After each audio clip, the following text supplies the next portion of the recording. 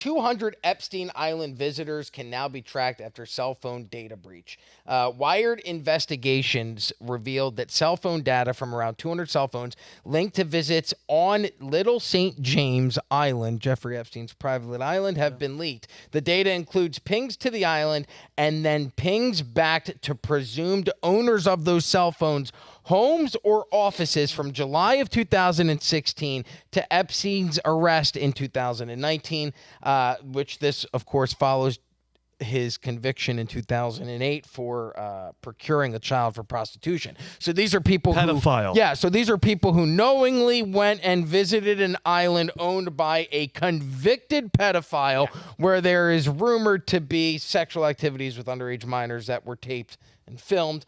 Consumer data company Near Intelligence are the ones who brokered the data. And here's what's interesting. The data indicates high traffic to Little St. James from over 160 locations in the United States, the Cayman Islands, and Australia. So what that means is that cell phone data that pinged on the island, 200 cell phones, 160 locations were tracked back to the United States, Cayman Islands, Australia, and Ukraine. Most of which, Kelly, if you can pull up, happen to be in the Northeast and Florida. Kind of suspicious that they're all in that Maryland area where all of those cell phones that pinged at Epstein Island also pinged back to Washington, D.C. I was going to say, so Washington, the elites on that right side, and then, I mean, there's a lot in Florida as well. Notable states on the list include Florida, Massachusetts, Texas, Michigan, and New York. Other Epstein properties and nearby locations like a St. Thomas Hotel and the American Yacht Harbor were also visited by the phones, but most specifically, they did ping at Little St. James Island. In fact, which, Kelly, is there any way to zoom in any closer, or is that as close as we can get? Because I believe that's the tipping point, right? Like, that's where you see that weird structure that had the weird... Did you ever see the weird structure on Epstein Island that had the weird symbol? That I don't know what it means, but I just know it means odd. Pedophiles, this is your home. I didn't know that's what it meant. Pedophiles, come here. So it signals other pedophiles. Beacon. It's like a lighthouse for pervs. I am not a proponent of doxing, and there's no but to that. Yeah. I presume to the extent this information has been leaked, we have the cell numbers, the identities of these individuals is known or can be known. Do we know that? I don't know. Is it a metadata thing or is it? I don't know the answer to that. I know that it's very odd. All of the other apps or the maps that Wired released were interactive. You can zoom in. You can see exact locations on the island. Yeah. But when you try and zoom in on the locations pinged to the United States, you can't. It's not an interactive map. However, that being said, if they were able to track that data, the metadata on the cell phones, then I would assume that these people's information could eventually become what do you public. do with it? Let's say we get the list, and we know who the 200 are. What do you do with it? What do you want to know? The aggregate knowledge of the interwebs would very swiftly find the answers that the FBI and the CIA probably don't want to find. You put that out in the public domain, and I'm not saying you should because it is doxing, but you let the knowledge, the people at 4chan look into this, they'll find everybody. They'll find the crimes that somehow the CIA, the FBI, have not found any of the clients of the Epsteins. You got 2 people convicted of trafficking, and they don't have clients. It's a bizarre thing. And here's my thing, Chris, because I want to ask you, but let's just be completely honest with each other. Jeffrey Epstein, I'm giving facts, was flying all these elites there. He had cameras in every single room. That's what Ghislaine and that's what these are facts. Underage girls, some underage boys as well. Let's just take the prince. Who was the prince? Andrew. Prince Andrew. So he is. She went deposition. She did everything. He had sex with an underage girl. Fact, plain and simple. We know he did it. And what did the queen do before she passed away? His punishment was she removed his public royal duties. Like, he couldn't go out and wave. Or how is that person, I don't care what your status is, Chris, you had sex with an underage girl, how is that not prison? Power protects itself. Like, go a little bit deeper for me, because it should be the law. I don't care where you are or who you are. He denies it, right? Yeah.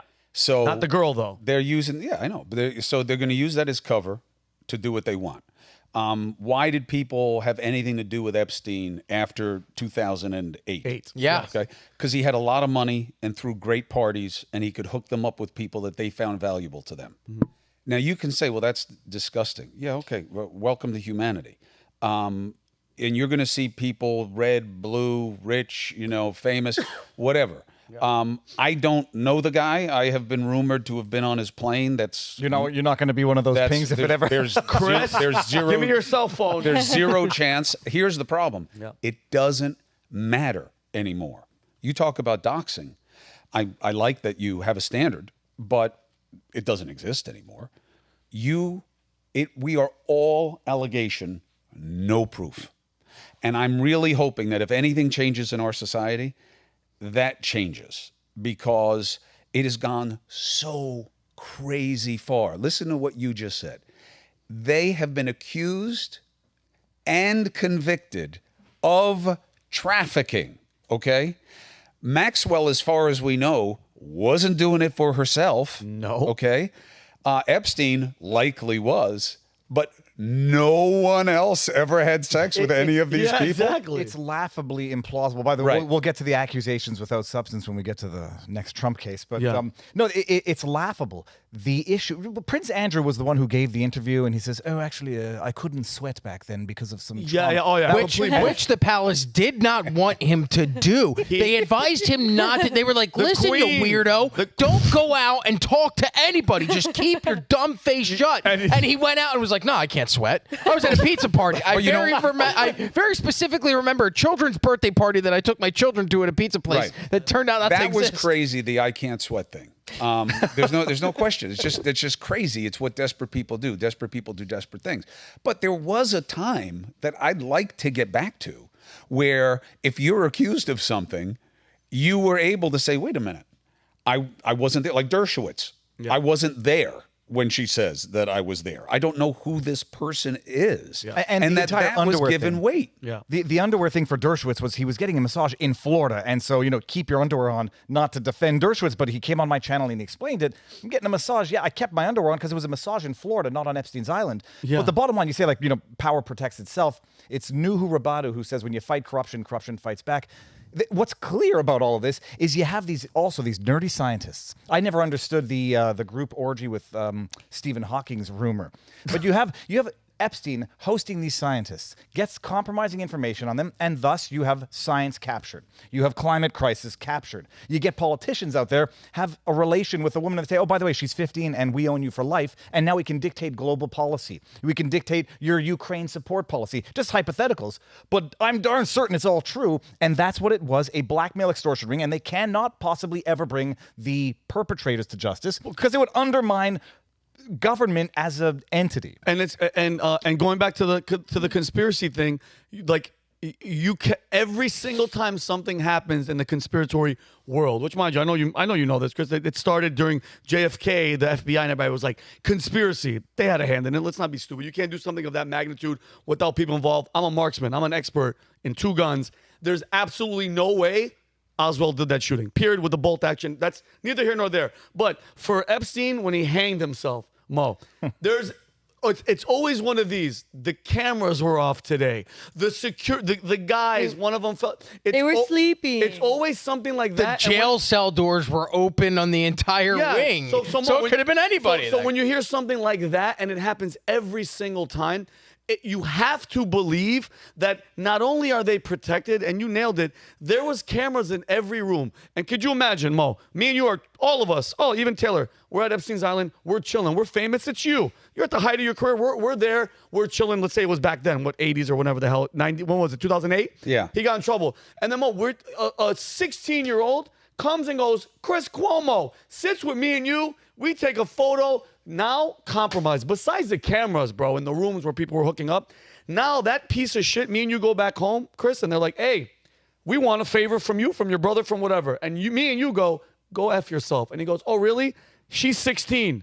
How are you going to prove that you didn't do it? So I do believe, and I hate the word conspiracy. I'm more of a coincidence theorist. If this guy was Mossad, which what they're saying, what a demonic but clever plan, because that's what's happening with Diddy. They're saying right now, Mo, is that he had cameras everywhere. He brought all these elites, not just rappers. When you hear P. Diddy, you automatically go, okay, what? He had Chameleon Air and Little John, big deal. No. He had the Prince. He had other people of power. So to use that and not to think that there's something nefarious happening, and you nailed it. I don't know what's going to happen with the cell phone data, but like a Bill Clinton, what were you doing there that many times after you knew he got in trouble? How can you explain Without- Bill Gates' wife saying, Melinda, on camera, I left because of his relationship with that piece of shit? Yeah, 'cause he's pure evil. She Evil said, embodied. Did you see it, Bo? She goes, the guy is pure evil. And Mom, Bill Gates, with his nerdy ass Kermit the Frog. I think we need to stop with not saying you, I'm just saying the public. And you said it earlier. Human beings by nature we're disgustingly evil. If you go back in time, the torture methods and the killings and what we are in our DNA, to think that this guy, and they weren't doing this with young people and then covering their asses, I think it's naive. I think we need to stop and go, we caught you, you have to pay the price. Listen, I'm with you. I would love to know who the other people are. You and me both. You know, You find The other out people on the list are the other people that control if and you were protect. trafficking underage people, Yeah. somebody else was benefiting from the trafficking, right? Okay. I mean, was he just bringing groups around for his own enjoyment? I mean, that doesn't make any sense. So where are they? And, to me, it's like it's an unforgivable dereliction of duty by the prosecutors. Well, agree. the And four- full the- disclosure, it wasn't us on Epstein No, Island. no, I know but- Vinny but- said that, but just want to make I don't it know clear. the guy. I was never on his plane. Now I'm getting say, well, they're like, oh, I can't believe you're covering the Combs case when you were at his white. I never went to a white party. Yeah. I don't know Sean Combs. I played basketball against him. Doesn't mean you know him. But I don't know him. Knock yourself out. Try Good luck. to place me at his house.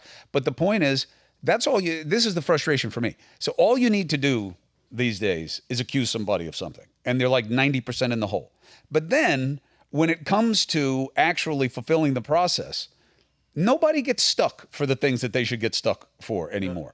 Whether it's like Menendez with the gold bars, Yeah. like He's still working. what right? happened? Yeah, what happened? I agree with you. I also think part of the problem is that sometimes we'll jump on these things and then they turn out to be nothing burgers. And then we never fess up. Like, as part of the media's problem is that we convict somebody. I'm not saying Diddy's innocent or guilty. I have no idea. Obviously, the feds don't raid your house if you're completely innocent of anything. And they'll have- that and they'll being have a said, warrant. it has happened. Yes. Okay? Yeah.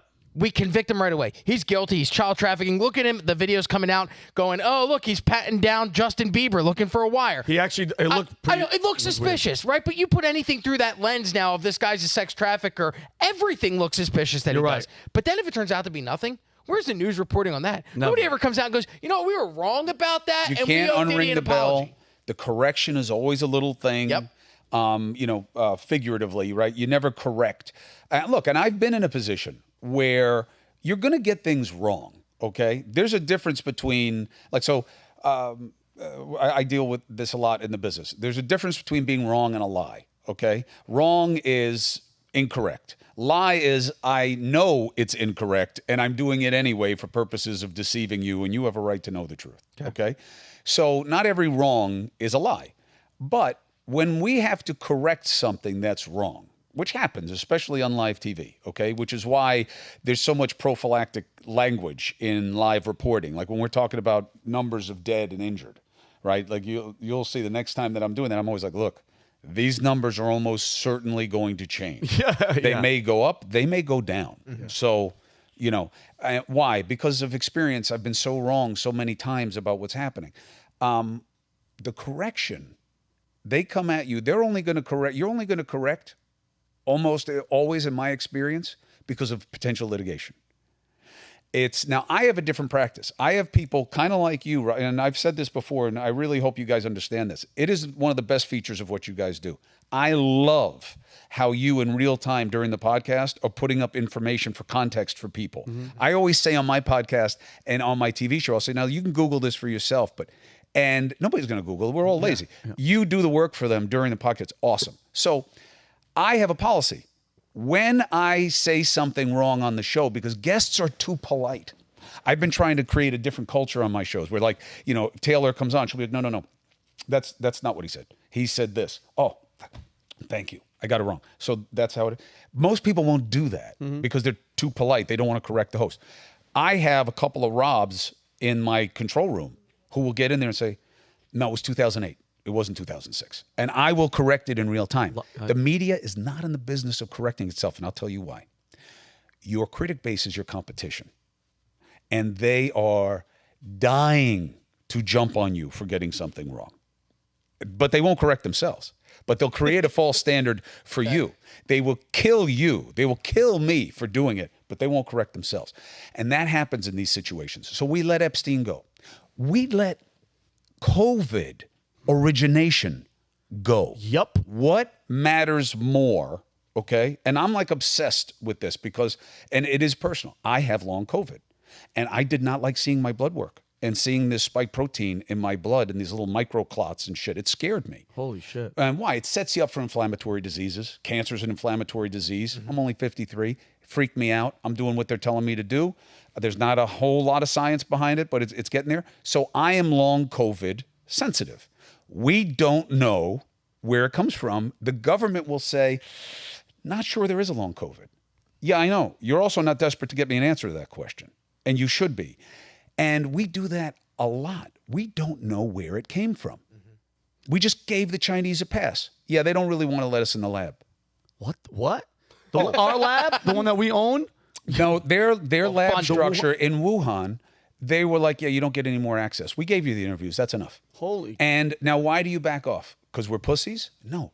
They own a huge chunk of our debt. And they control a huge chunk of our economy. And we're kind of scared of them because not only can they hurt us economically, they have no concern of popular pushback in their country. So they can do whatever the power structure wants to do. So, they're not us. Yes. So Mo, so with your long COVID, they can't say definitively if it was just from the disease or you're vaccinated. I took the first two. Gotcha. Was it the Moderna one? The 2 one. Yeah. I took those. Then I kept getting COVID. So like my doctors would say, you know what? It is a different iteration every time. I don't want you to have the booster because you just got over the virus. You have so many antibodies. And then I would get it again. Yeah. And then it became like maybe I'm uniquely susceptible because of a combination of factors, a weak natural immune system, and that the COVID messed me up. If you could go back right now to when you were deciding to take the vaccine or not, would you do it? I probably would take it. I have never faulted people for not taking it. I've just said the obvious, which is if they have a rule that if you're not vaccinated, or let's reverse it, that to go to school, to go to work, to go here, to go there, to do this, you must be vaccinated, then you must prepare for being disenfranchised. They're telling you this is how it's going to be. So you don't have to get it, but don't expect to have your kids go to school. Don't expect to be able to do this and do that because I'm telling you right now, they're telling you that's what's going to happen. That was my position. I'm often used in this split screen with Don Lemon where he is saying something messed up about people who don't get vaccinated. I forget what it is. I remember it was something like, and I'm sitting there on screen like this, which is like kind of like my resting Mo face. You know, I'm just like sitting there like, the fuck is he saying? But I'm on TV and I'm listening to him. I get given credit for what he said because I'm on TV at the same time. Yeah. I don't care if you get vaccinated or not. We have real questions about what the vaccine does and doesn't do. I've seen the data.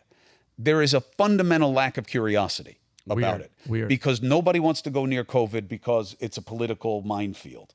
So they just don't investigate. Well, but also, I mean, you're not you anymore, but the mainstream media or the legacy media is reliant on pharma dollars and pharma advertising dollars as well, and they're not going to question the efficacy and the safety of the vaccine. Listen, I have for years. I get the argument. Okay, I have had one time in my career did I have corporate, in my opinion. Okay, I don't even know that I could prove it, but in my opinion, I had corporate interference. And it was when I was I don't know if I was correspondent or anchor at the time of 2020, right? Which is an amazing news magazine, right? ABC News. And we developed the black light stories about germs and where there are things in the gyms and the hotel room. And it was hugely popular. Yeah. So we did it on cruise ships.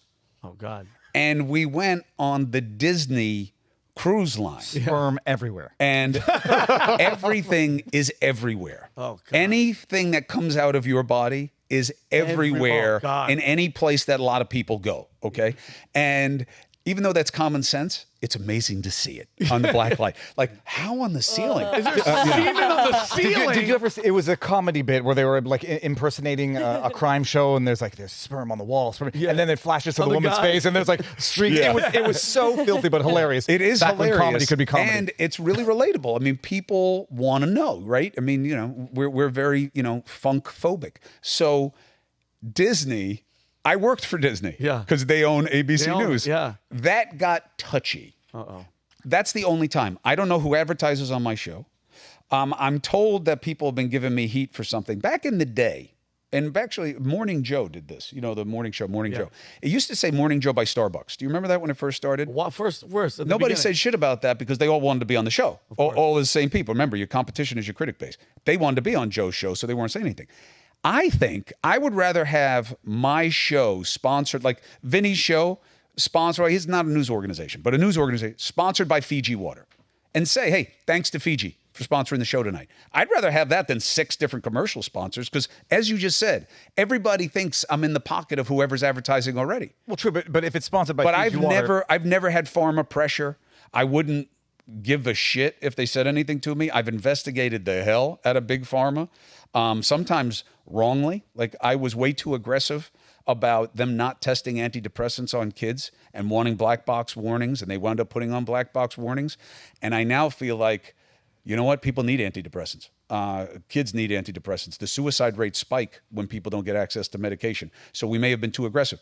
I have never caved to an advertiser, and I never would. I could say Fiji's my sponsor, and if Fiji did something wrong, I would stick my foot right up their ass. I believe. Oh yeah, and we have to move on. But Chris, here's my question to you though. What if, like, when you wanted to talk about a story, how'd you know, like, Jeff Zucker, it didn't come to him? Did anything have to get run by him to approve or not approve something that you wanted to talk about because he's answering? Here's the truth. Jeff Zucker fired me. Yeah. Okay. I believe he fired me for bad reason. Okay. I did not lie to him. I didn't lie to anybody about anything I did to help my brother. Yeah. All right. That's just the truth. And I will prove it, which is not an easy thing to do, by the way. I believe to it. prove you didn't do something is not easy. That's why the presumption works the other way. Yeah. No more. Now I got to litigate and I got to prove it. Fine. That said, he is the best TV producer I've ever worked with in my life. Wow. When you are in my business, it is absolutely collegial, okay? Meaning what? I want to know what Jeff Zucker thinks about what I'm doing. He's a great producer of TV. Did Jeff Zucker said to me, you're going to be nice to Vinny today. And if you're not nice to Vinny, you have a problem. Never. Never. Got Did he tell me you're going to go after Trump? No. Did he ever stop me from having people on who were Trumpers? I don't know if you guys watched me on CNN. I always I know you did. had his supporters a on. lot of people. And I would often argue with them. But at the end of every interview, I would say, you are welcome back. As long as they didn't take a shot at another guest. You can say whatever you want about me. Yeah. But I would say, thank you for coming on. Appreciate you. You're welcome back. And people would laugh, be like, welcome back. You just beat the shit out of this guy and you're welcoming him back. Hey, I'll have the good faith argument with you. Yeah. I don't agree with your argument. I'm going to say that, but I'm not demonizing you. And he was fine with it. Good. Was CNN a function of groupthink on COVID? Only as much as all of us were a function of groupthink. We didn't know what was going on. Everybody was working in an emergency. They made one of the biggest mistakes in the history of public policy. A white coat has no business doing political messaging. I agree. I know Tony Fauci. I've known him a long time. I have a very positive assessment of him. He should have never been in front of the country telling us why we were doing certain things. That's political. Yep. Trump punted to him. Biden punted to him. Yep. And they both did it because they didn't want to own the situation. And that was kind of unforgivable. And they made mistakes. I'm not surprised, okay? What bothers me is we're not learning from the mistakes. We're not assessing the mistakes. There was no 9/11 commission about how we handled the pandemic. Nope. The next one happens, guess what, Vinny? Fuck, same thing. We're going to go right down the same I toilet. agree 100%. That scares the shit out of me.